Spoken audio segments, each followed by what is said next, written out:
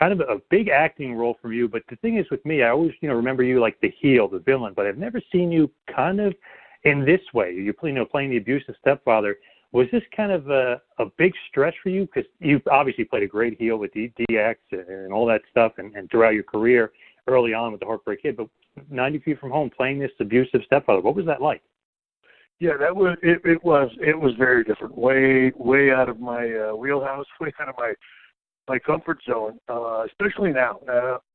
As I've mentioned in a few of these interviews, and of course, those that are familiar with my wrestling career, even the bad guy version of me, there was still a little bit of fun and some charm, and almost a Dennis the Menace quality to my to the bad guy version of me. And this was totally different than anything I've ever done. It was clearly evil, a great deal of hatred and dysfunction, and honestly, that was the most intimidating part about all this, especially now at this point in my life. I mean, I am a relatively happy-go-lucky, pretty easygoing 53-year-old man, and so the later version of Jimmy Devine, I felt was something I would be more comfortable with. But the early version, the younger version with the violence and the abuse, and honestly, just the hatred and the vitriol that character had was something that, honestly, I don't know that I've ever, even at my worst, I think been maybe quite that bad. So that was obviously the most challenging part, and through the experience, found that trying to create that was a bit of an uncomfortable process, I have to admit. It is. When I watched the film, I'm thinking, okay, it's going to be a dark character, but I mean, it really was a dark character.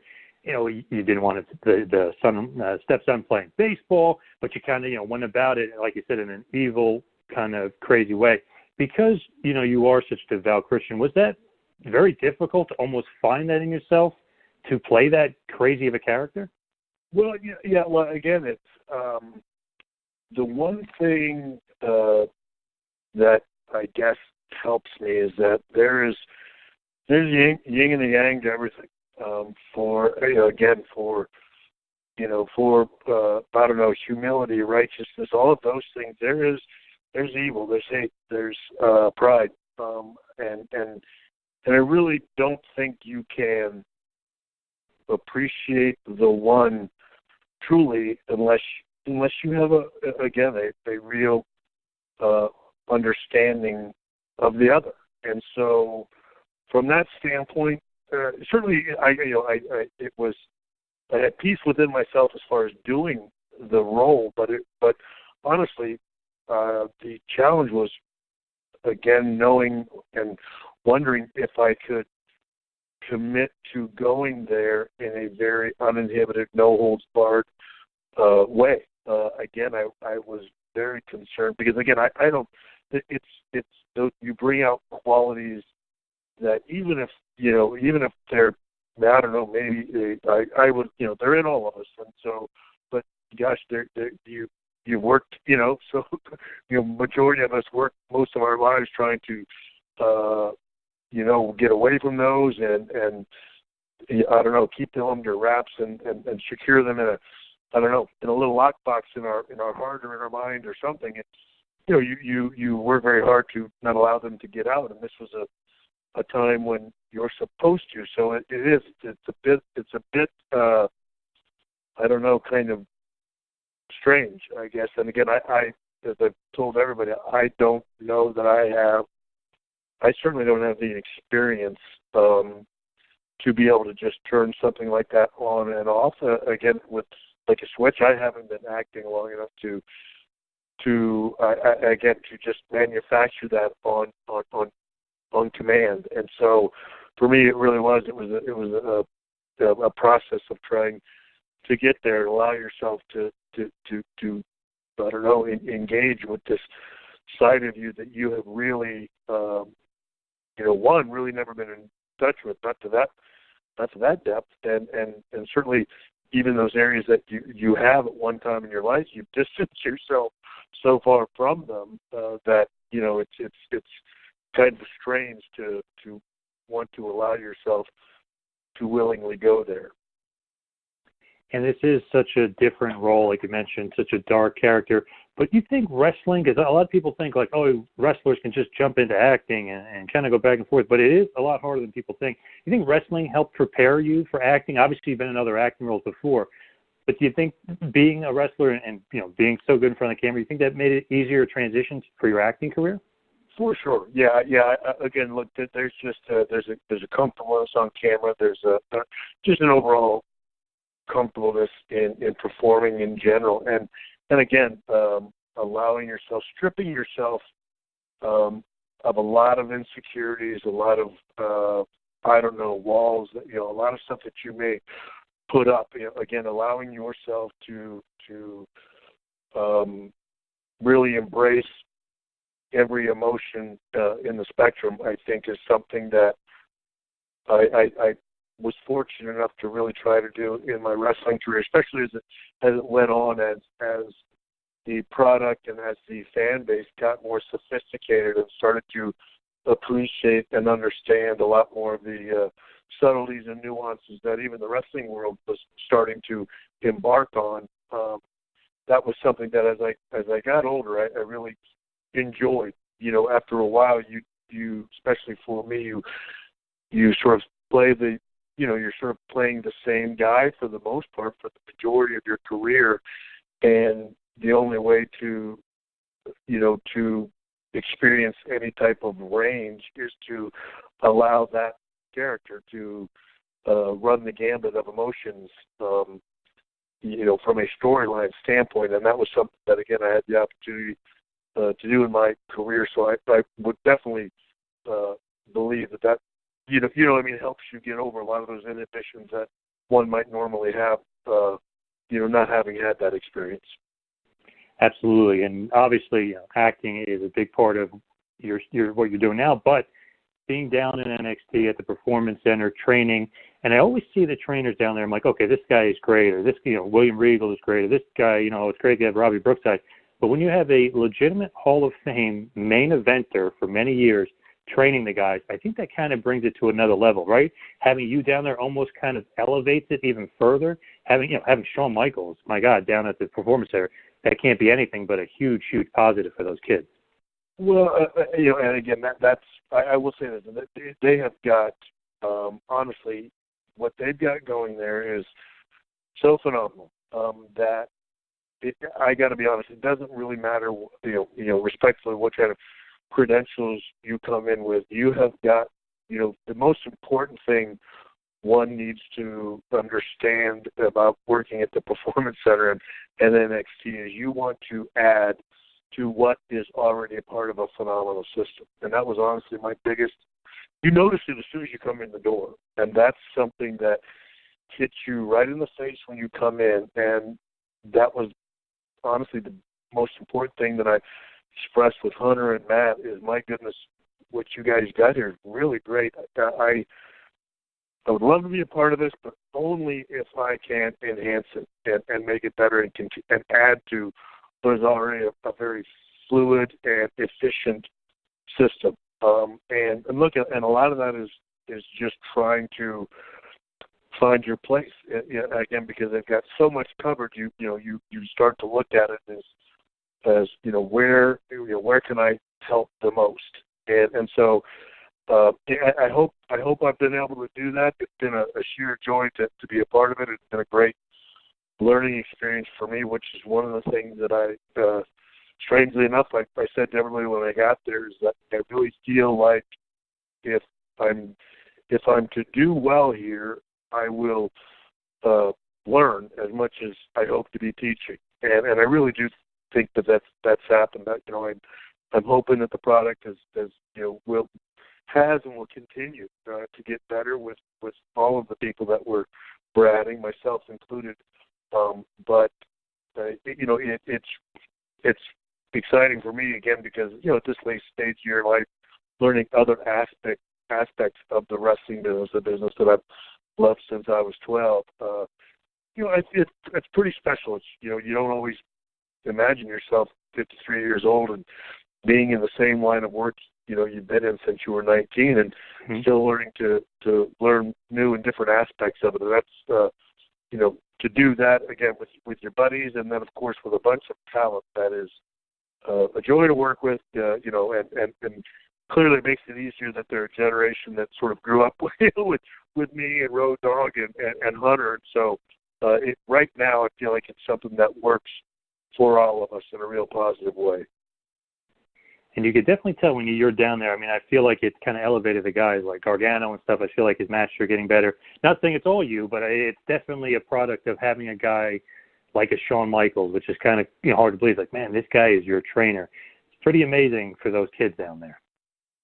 Well, again, I hope so. And like I said, they've been just a joy and a blessing to me. And so, if I can do half for them what they've done for me, honestly, it'll be a win-win. And I think look, a lot of it is there's a lot of we have a great deal in common. That generation is a lot like I was and Hunter was, wanting to try new stuff, wanting to embark and be innovative on a new and different level than what's been done in the past. That every now and then you're not sure if that the people you're with or around or working for want you to do that. And I think that's been the biggest help that maybe we've done for these guys is encourage them to do that, to again, not be the same as everybody else, to continue to grow, continue to try to learn more and advance. Again, it's one thing to look at what was done in the past and maybe, copy some of the important things, but the most important thing is to carve new ground. And I think that's what they wanted to do, and I think that certainly that's what we encourage them to do, and I think that's made them all a lot more passionate about a line of work that they were already pretty darn passionate about. Now with you, I mean, my God, if you name the amount of great matches you've had, you'd literally be here all day talking. But just want to kind of say, matches with The Undertaker, just obviously off the charts. The Hell in a Cell, the WrestleMania matches are great. But my favorite Shawn Michaels feud, I'm sure you hear this all the time, is with Bret Hart. And it's funny that maybe you guys didn't always get along behind the scenes, but in the ring was just some of the best matches. How does a chemistry like that just form? Is this just two great wrestlers coming together? Because that doesn't always mesh well. But for whatever reason, even when you guys were the Rockers and the Hart Foundation, you and Bret Hart seem to always mesh well together. Yeah, well, and again, there are. I've been fortunate, I think, in my career to have that far more, many more times than I ever didn't have it. And Brett was one of those guys. So, and I think everybody would be, certainly on paper, you look at Brett and I and you go like, it's no stretch they had chemistry. But, you'd be surprised every now and then you run into somebody with as much talent, but it just isn't quite there the same. And fortunately, Brett and I, heck, we knew that when the first time we ever got in the ring together. I think in a tag team, it's one of those things that you do. It only takes just a couple touches of one another, and you know that okay, there's something special here. This, you file it away, and you know that this is going to come, to fruition in an even better way, in a more positive way, in the future. And again, that's something that Brett and I had. And again, I was, I had that with Jericho, and I was fortunate to have it with a decent amount of guys. But when you put together certainly the ability, of a Bret Hart, and certainly what I like to feel like I had okay ability too. So of course, you have that, and then you've also got chemistry with each other. It's a pretty tough combination, to beat. And with you, I always think about anybody you put in the ring with Shawn Michaels at pretty much any point in your career, it was going to be a good match. You throw you in there with Psycho Sid, who's a completely, obviously different wrestler than Bret Hart. Somehow, he's going to have an awesome match. Kevin Nash, awesome match. Scott Hall, awesome match. Triple H. throw in Mick Foley. I mean, they're all great in their own right, but it's always the same common denominator that Shawn Michaels was also in that match. What do you think is kind of like your legacy in wrestling? Is it that, oh my God, like he can adapt to anybody, have a good match with anybody, he's the best ever? Like, what do you think is your legacy? Because you're definitely up there. You know what? I'll say this. I've been doing this so long that question's come up so much that it's almost gotten to the point where I don't even give it thought anymore, because all of those things, it's in the eye of the beholder. It honestly is. For me, it's impossible now for me at my age, and again, I've been like this since I came back in 2002, to not honestly look at the whole thing, remember how it started, which was, again, you're too small, and it's going to be very tough. If you can just sort of make a living doing this line of work, you will count yourself pretty darn lucky. And it went so far beyond that. Again, I broke in when it was before it was even big. It was 1985. It was just starting to, again, there was this crazy promoter in the Northeast that was going to, had this idea about taking wrestling worldwide, but a huge risk, and it was horrific, and he was ruining the wrestling business and all of those things. And so for me, that's, again, it is. It's very hard for me not to look at stuff from the very beginning. And it is so far and away. Again, I now have a wife and a family, and we live a life that we absolutely never thought was ever going to be possible. And so I don't, and I guess because of that, it's very difficult for me to think about a legacy in, and again, I don't mean it to ever be disrespectful of the wrestling business, but it's an entertainment line of work. It's not based on any kind of reality, and I do my best to judge my life and my worth by, again, by what I have, in my real life, my family, my job. I've got a wonderful family. I have wonderful friends, and so far it's been a pretty special life. So for me, that's a success, and it's all the success that I need. And where everyone decides, the wrestling business and the opinions on me will go up and down, positive and negative, and I will be the greatest by one guy, and I will be so overrated and average by the next guy that it's really difficult. I would think for someone. I think if you give that stuff too much thought, man, you're like a boat on the on the washing waves, man. That's no way to live. Now, obviously, everything's kind of coming back to 90 Feet from Home. I would highly recommend everybody going to see this film. It's so good. It's so different. Obviously, Eric Roberts is in it as well, makes a small appearance. Dean Cain as well. So there's some well-known actors besides yourself in there.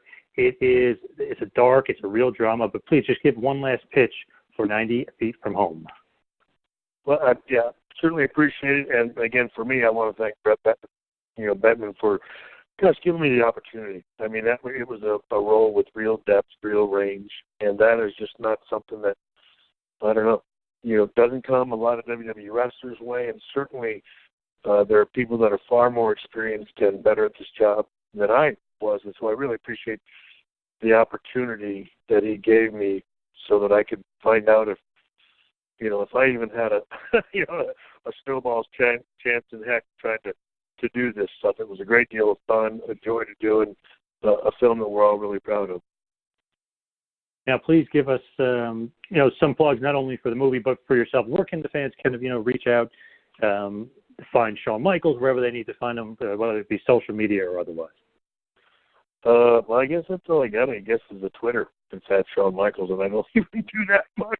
So I got to get better at doing that. But that's about it. And then, of course, pay attention to all those kids at NXT, man. They are the future, and they're present. They're phenomenal now. Awesome stuff. And just one more final thing for me, because I'm just so curious about this. HBK, a.k.a. HB Shizzle, which is a great nickname that you made up. Is an in-ring return ever a possibility again? I mean, you look great at Crown Jewel. You literally look like you never stopped working out, which is crazy to say that, you're in your 50s, but you look like, body-wise, look like you're in your 20s. Any chance of any more in-ring returns? No, this is I will leave it to the younger generation. They're doing a fantastic job. I'm good with what's been done, and I'm good. I'm all set. All right. Thank you so much. And I'll say it since you won't say it, one of the greatest of all time. Not underrated, not overrated, perfectly rated, one of the greatest of all time. Thank you so much, Shawn Michaels. Really, really appreciate it. And please, everyone out there, go see 90 Feet from Home.